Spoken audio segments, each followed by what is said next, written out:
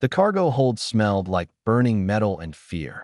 Nira pressed her small body against the cold wall, her gray fur wet with tears she could not stop. She was 8 years old.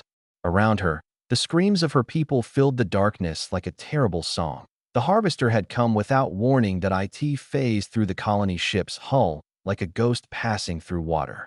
The thing had no face, no eyes, but somehow it could see everything. It was made of shadow and hunger, with limbs that bent in ways that made Nira's mind hurt to watch. Her mother had pushed her behind the cargo crates. "Stay hidden," she had whispered. "No matter what you hear, stay hidden." Nira had obeyed. She had stayed hidden while the adults of her village tried to fight. The Villani were a small species. Soft fur, large eyes made for seeing in gentle forest light. They were not built for battle. They were built for running, for hiding, for survival through silence. But there was nowhere to run on a ship in deep space. One by one, the adults fell. Nira watched through a gap in the crates as her uncle was taken. Then her teacher. Then the old grandmother who used to sing her to sleep. Then her mother stepped forward. Nira wanted to scream. She bit her own hand to stay quiet. Blood filled her mouth, warm and copper-tasting. Her mother fought with a metal pipe, swinging at the darkness. For 3 beautiful seconds, Nira believed she might win. The harvester took her without sound.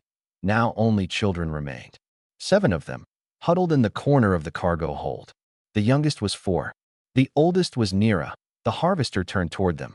It moved slowly now, savoring the fear that poured from them like heat from a fire. This was what it ate. Not flesh, not bone. Fear itself. And children had so much fear to give that it reached for the smallest child. A boy named Tiv who still held a stuffed toy in his shaking hands. Nira did not think. Thinking would have stopped her. Thinking would have reminded her that she was small and weak and had never been brave in her entire short life. She stepped out from behind the crates. "No," she said. Her voice was tiny, a whisper against the void. But the harvester paused. It had never heard prey speak to it before. Nira walked forward. Her legs shook so badly she could barely stand. Tears ran down her face. Her whole body screamed at her to run, to hide, to be silent like her mother had told her. But her mother was gone. And someone had to stand between the monster and the little ones. "You cannot have them," Nira said. Her voice cracked. "You cannot have them." The harvester seemed confused. It tilted its formless head. Then it began to reach for her instead. Nira screamed. Not a word. Not a plea. Just a sound that came from somewhere deeper than her chest. A sound that held all her grief and rage and desperate courage. She screamed until her throat tore and her voice broke and blood flecked her lips. The harvester pulled back. For the first time in its ancient existence, it hesitated before prey. Then light exploded through the cargo hold. The hull ripped open and figures poured through. Tall figures in heavy armor, moving with purpose and fury. They carried weapons that blazed with fire. They shouted in a language Nira did not understand. Humans. The harvester fled. It phased through the far wall and vanished into the void between stars. It had faced humans before. It had learned to fear them. The battle was over in seconds. Nira stood alone in the center of the cargo hold. Around her lay the bodies of everyone she had ever loved.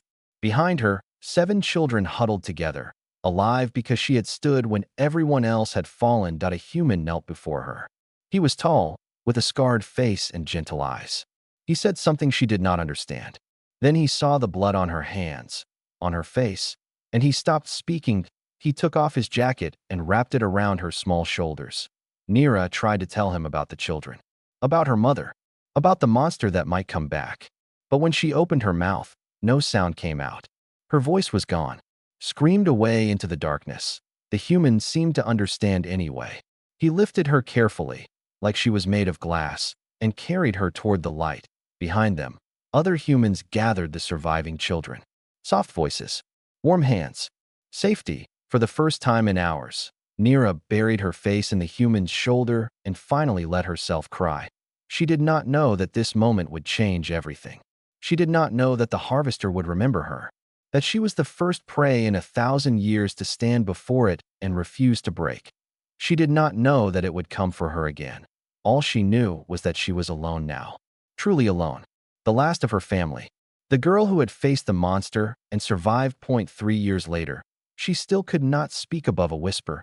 but she would learn that surviving was only the beginning. Rain fell on the landing platform like 1,000 tiny drums. Nira stood at the bottom of the shuttle ramp, her small bag pressed against her chest. She was 11 years old now. 3 years had passed since the night her world ended. 3 years of refugee camps, medical scans, and quiet rooms where kind adults asked her questions she could not answer. Now she was here. The Galactic Academy. She did not understand why. The Academy trained soldiers, warriors. The best fighters from 100 worlds came here to learn combat, tactics, and survival. It was a place for the strong. Nira was not strong. She was small, even for a Volani. Her gray fur was thin. Her large dark eyes seemed too big for her face. She looked exactly like what she was. An old human woman waited for her at the edge of the platform. Her hair was white and her back was straight. She wore a uniform covered in medals that Nira did not recognize. "I am Commandant Solis," the woman said. Her voice was firm but not unkind. "Welcome to the Academy, Nira." Nira nodded. She opened her mouth to respond, but only a whisper came out. "Thank you." Solis did not ask her to speak louder. She simply turned and began walking. Nira followed. The academy was enormous. Buildings rose into the gray sky like mountains made of metal and glass. Students walked between them in groups, laughing and talking. Nira saw species she recognized. Dracorians, with their scales and powerful tails. Thoraxians, with their hard shells and clicking voices. Humans, everywhere, tall and loud, and always moving. They all stared at her as she passed. Nira made herself smaller. She had learned how to do this in the refugee camps. How to shrink, to fade, to become invisible. It was the Volani way. Do not be seen. Do not be remembered. Survive. The whispers followed her anyway. What is that? A Volani? Here. Is this a joke? Solis led her to a dormitory building and stopped outside a door. This is your room. Someone will bring you food. Rest tonight. Classes begin tomorrow. Then she was gone, and Nira was alone. The room was simple. A bed, a desk, a window that looked out over a training field. Nira sat on the bed and pulled her knees to her chest. She watched the rain fall and tried not to think about anything at all. The next days were difficult. Nira attended classes with students twice her size. She sat in the back. She did not speak. When instructors called on her, she answered in her broken whisper, and they quickly learned to leave her alone. She ate in the dining hall at the farthest table, in the darkest corner. She made herself as small as possible. Invisible. Forgettable.it did not work. On the fifth day, 3 Thoraxian students cornered her in a hallway. "Little prey," the largest one said. His shell was bright red, and his voice clicked with amusement. "Did you get lost? The zoo is on another planet." Nira said nothing. She pressed her back against the wall. "My grandfather hunted your kind," another said. "He said you taste like fear. Is that true?" They laughed. Nira felt tears building behind her eyes. She would not cry. She would not give them that. "Answer me, pray. How did you survive when your whole species dies so easily?" A shadow fell over them. Nira looked up. A massive Dracorian stood behind the Thoraxians. He was young, probably a student, but he was already huge. His scales were deep green, and his yellow eyes were cold. "Walk away," he said. The Thoraxians turned. The red one laughed nervously. "This is not your business, Rook. I am making it my business." Rook crossed his arms over his broad chest. "Walk away. Now." They walked away. Rook looked down at Nira. She expected him to say something, to ask for thanks or explain himself. Instead, he simply nodded once and continued down the hallway, his heavy tail dragging behind him.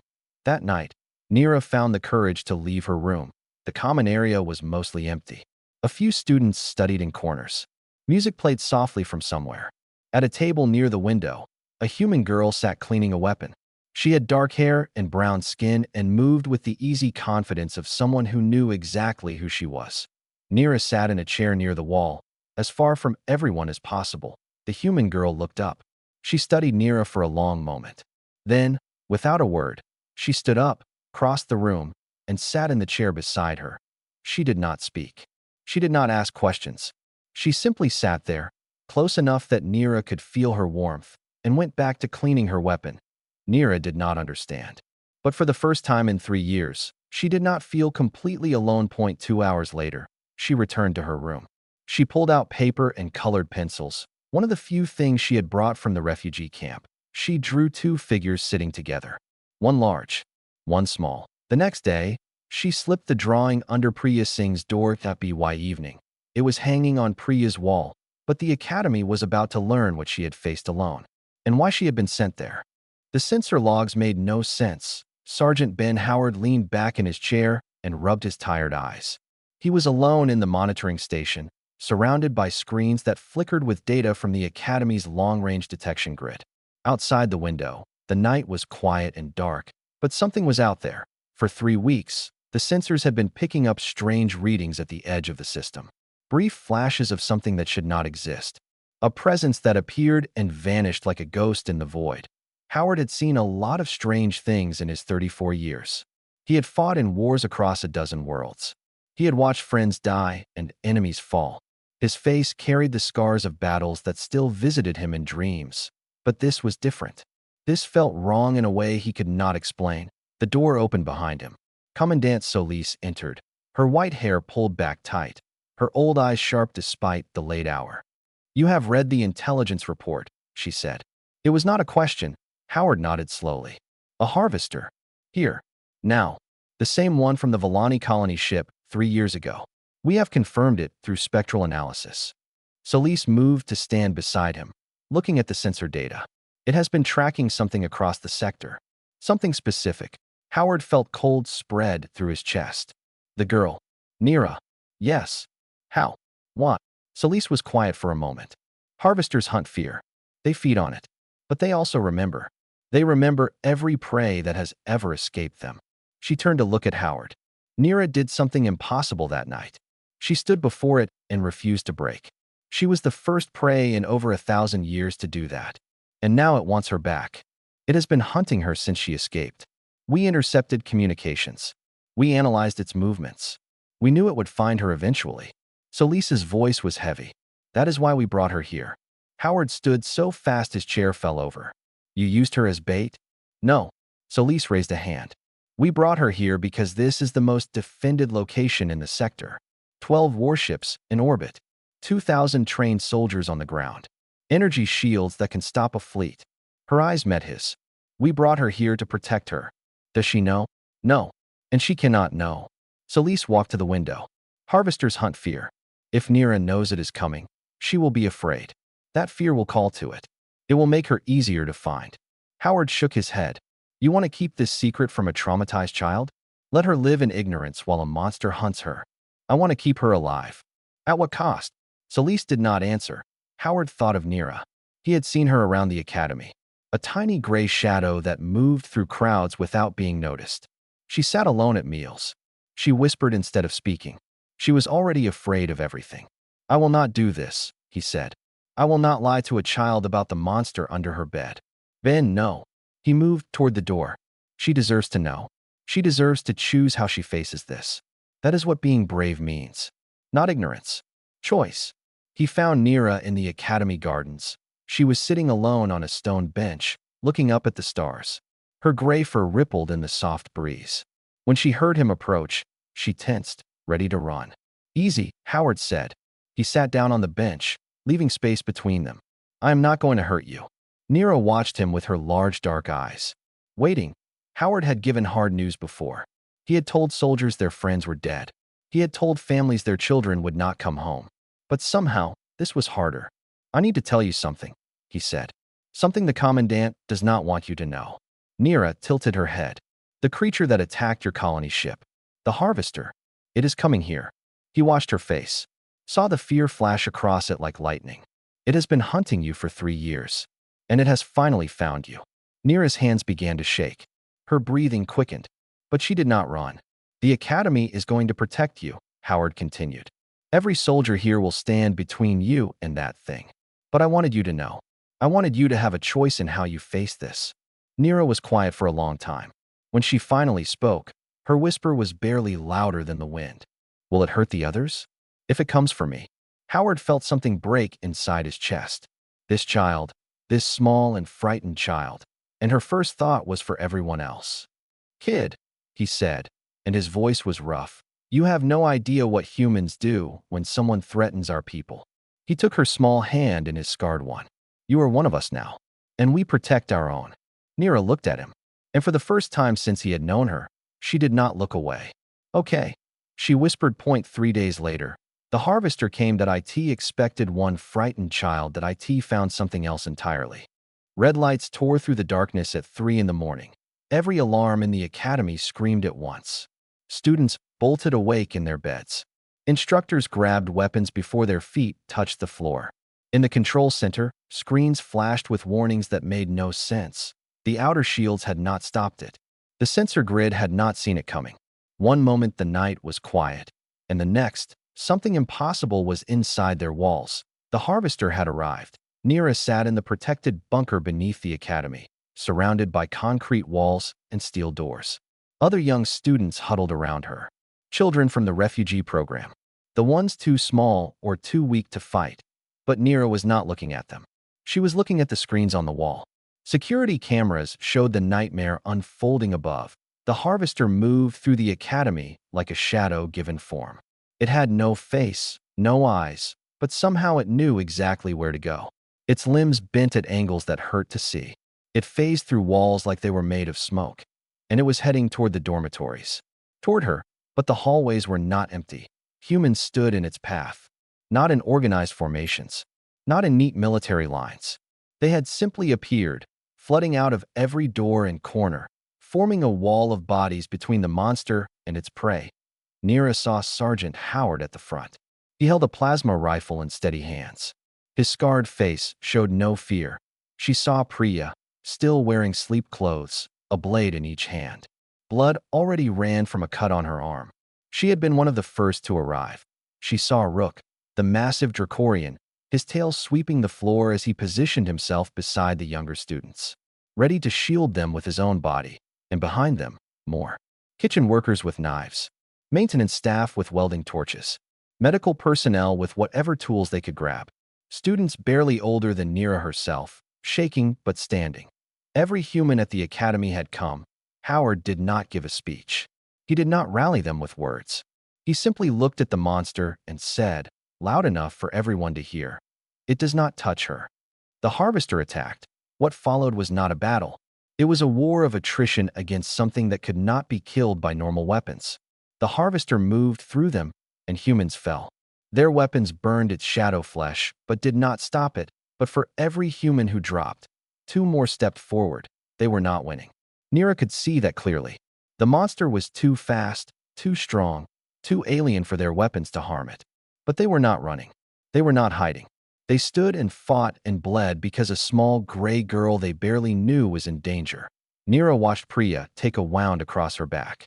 She saw the blade fall from her friend's hand. She saw Priya pick it up again and keep fighting. She watched Rook throw himself in front of a killing blow meant for 3 younger students.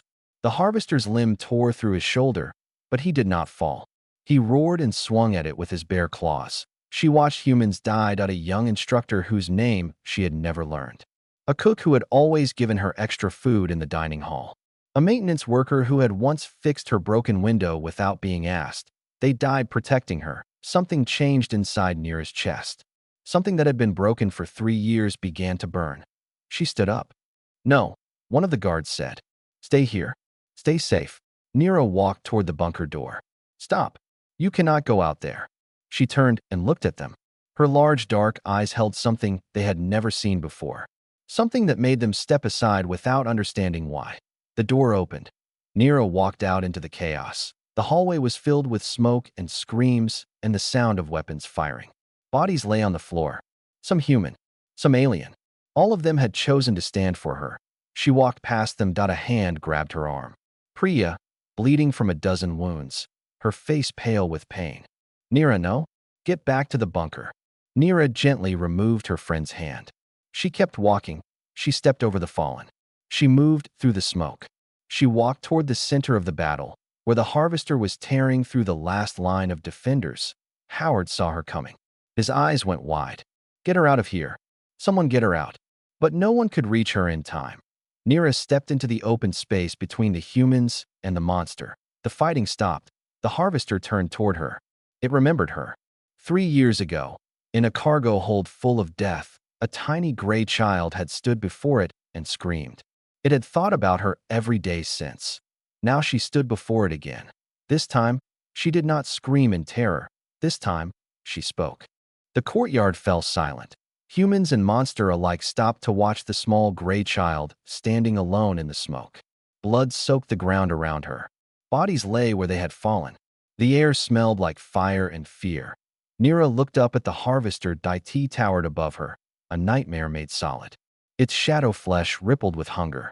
Its formless head tilted down toward her like a predator studying prey. She was not shaking. For the first time in 3 years, her hands were steady. "I know you," she said. Her voice was not a whisper. It carried across the silent courtyard, clear and strong, like a bell ringing through darkness. The harvester paused. It remembered this voice. 3 years ago, it had been a scream, raw and broken and beautiful with terror. Now it was something else. "You killed my mother," Nira continued. "You killed my uncle, my teacher, my grandmother. You killed everyone I loved." The monster began to reach for her. "But you did not kill me." It stopped. Nira took a step forward. Her bare feet pressed against the cold stone. She did not look away. "I was there, in that cargo hold. I watched you. I felt your hunger. But I also felt something else." Her large dark eyes fixed on the place where its face should have been. "I felt your fear." The harvester went still. Around the courtyard, humans watched in confusion. They did not understand what was happening. They did not know that harvesters fed on fear because they could not feel it themselves. They were hunters, not prey.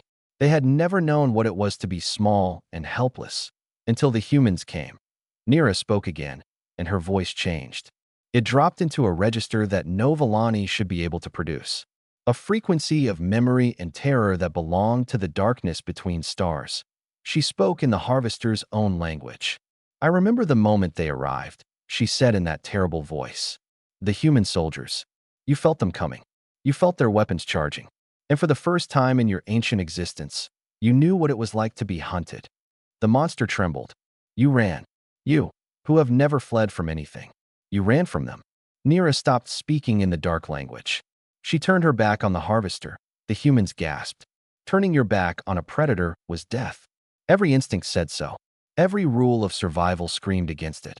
But Nira faced them instead. She looked at Howard, bleeding from a wound in his side, but still standing. At Priya, barely conscious, holding herself upright through sheer will. At Rook, his shoulder torn open, positioned to protect the younger students behind him, all of them, broken and bleeding and refusing to fall. "These are my family now," Nira said. Her voice carried to every corner of the courtyard. "They do not run. They do not hide. They came here knowing they could not win. They fought anyway." She turned back to the harvester. "They will never stop hunting you. Not because they have to, because one of their own is in danger." Her voice rose. "That is what humans do. They choose their people, and they never let them go." Howard stepped forward. Then Priya, leaning on a wall but standing. Then Rook. Then every human and alien who could still move. They formed a line behind Nira, 100 wounded soldiers, 1,000 defiant eyes. One small girl who had finally found her voice. The harvester looked at them. It had lived for millennia. It had hunted across galaxies. It had never faced anything like this. These creatures were not afraid to die. They were afraid for each other. And that fear was useless. That fear could not be eaten. That fear only made them stronger. For the second time in its existence, the harvester felt something cold creep through its ancient mind. That doubt deity began to back away. Above the academy, lights appeared in the sky. Human warships, hidden until now, revealed themselves. A dozen vessels, weapons hot, moving to surround the monster. Commandant Solis's voice echoed from every speaker. "All units engage. The hunter has become the hunted." The harvester fled. It phased through reality and vanished into the void, chased by fire and fury. The warships followed, their engines screaming as they pursued the nightmare between the stars. In the courtyard, silence fell. Nira swayed. The strength that had held her up began to fade. Her legs buckled. Howard caught her before she hit the ground. "I have you," he said, his voice rough with emotion. "I have you, kid." Nira looked up at him with her large dark eyes. Her lips moved, forming words that were barely a breath. "Did I do good?" Howard held her tighter. His scarred face was wet with tears he did not try to hide. "You did amazing," he said. "You did so amazing." Nira smiled. The first real smile she had worn in 3 years. Then her eyes closed, and she let the darkness take her. She woke 3 days later to find she was never alone again. Sunlight felt different now. Nira opened her eyes slowly. The medical wing was quiet. Morning light streamed through the window and fell warm across her blanket. For a moment, she did not remember where she was. Then she saw Priya. Her friend was asleep in a chair beside the bed, bandages wrapped around her torso and arms. Her hand rested on Nira's blanket, fingers curled loosely around the edge. Even in sleep, she had stayed close dot on the floor. Rook was curled up like a massive scaled dog. His shoulder was wrapped in heavy bandages, but his breathing was steady and deep. He had refused to leave the room, the nurses had told her later. He had simply laid down and dared anyone to move him. Nira reached out and touched Priya's hand up. Priya's eyes opened instantly. For a moment, confusion crossed her face. Then she saw Nira looking at her, and her whole expression changed. "You are awake," she breathed. Then louder, "She is awake. Rook, she is awake." The Dracorian's eyes snapped open. He scrambled to his feet, nearly knocking over a medical cart, and pressed his huge face close to Nira's bed. "Little one," he rumbled, "you should not have left the bunker." Nira smiled weakly. "I know. You should not have faced that thing alone." "I was not alone." She looked at both of them. "You were there. Everyone was there." Rook made a sound deep in his chest that might have been a laugh or a sob. He gently pressed his forehead against hers, a gesture of family among his people. The door opened and Howard entered. His arm was in a sling and his face was pale, but his eyes were bright. "Heard you finally woke up," he said. "About time. You have been sleeping for 3 days." Nira tried to sit up. Priya helped her, adjusting pillows behind her back. "What happened?" Nira asked. "The harvester gone. The warships chased it to the edge of the sector. It fled into deep space." Howard moved to stand at the foot of her bed. "Intel says it will not return. You broke something inside it that night." Harvesters do not forget prey that escapes them, but they also do not forget prey that makes them feel afraid. Nira was quiet for a moment. "How many died?" Howard's face tightened. 11. 47 wounded. She had expected the number. She had seen the bodies. But hearing it spoken aloud still hurt. "They died for me," she whispered. "They died for family," Howard corrected. "There is a difference." 2 weeks later, the academy held a memorial. The courtyard was filled with students and staff. 11 empty chairs stood at the front, draped in cloth and surrounded by flowers from 100 worlds. The names of the fallen were carved into a new stone monument that would stand forever. Commandant Solis stood at the podium and spoke of sacrifice and courage. She spoke of the price of protection and the meaning of service. Then she called Nira forward. Nira walked to the podium on shaking legs. The crowd was massive. Thousands of eyes watched her. For a moment, she felt the old fear rising. The urge to shrink, to hide, to become invisible. But Priya was watching from the front row. Rook stood beside her.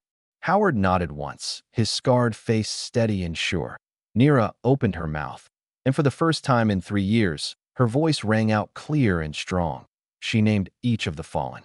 One by one, she spoke their names and told their stories, stories she had learned in the medical wing from friends and family who had come to visit. The cook who had survived 2 wars and had dreamed of opening a restaurant. The young instructor who had just gotten engaged. The maintenance worker who had sent money home to his daughter every month. 11 names. 11 lives. 11 people who had chosen to stand between darkness and a child they barely knew. When she finished, the silence was complete. Then someone began to chant. A single voice, joined by another, then another. A word repeated over and over until it became a roar. "Family, family, family." The sound echoed off the academy walls and rose into the sky. 1 month later, Nira enrolled as a full cadet, the first Villani in academy history to pursue combat training. She was small and weak and had never held a weapon in her life. But she was not alone anymore. Years passed. Nira grew. She trained. She learned. She graduated at the top of her class and became an instructor herself. 1 morning, a new shuttle arrived at the academy. A refugee transport. The door opened and children walked out, small and frightened and lost. Among them was a tiny creature with scales and trembling hands. Alone, afraid, just like Nira had been, Nira walked down to meet them. She knelt before the frightened child and took their hand gently in hers. "I know you are scared," she said. "I know you think you have to face everything alone." The child looked up at her with wide eyes. "But I am going to tell you a secret." Nira smiled, the smile of someone who had found family among the stars. "You never have to stand alone again. Not here. Not ever." She stood and looked up at the academy towers rising into the morning light. "This is what humans taught me," she said. "When one of us is threatened, all of us fight. The academy stands guard that it always will."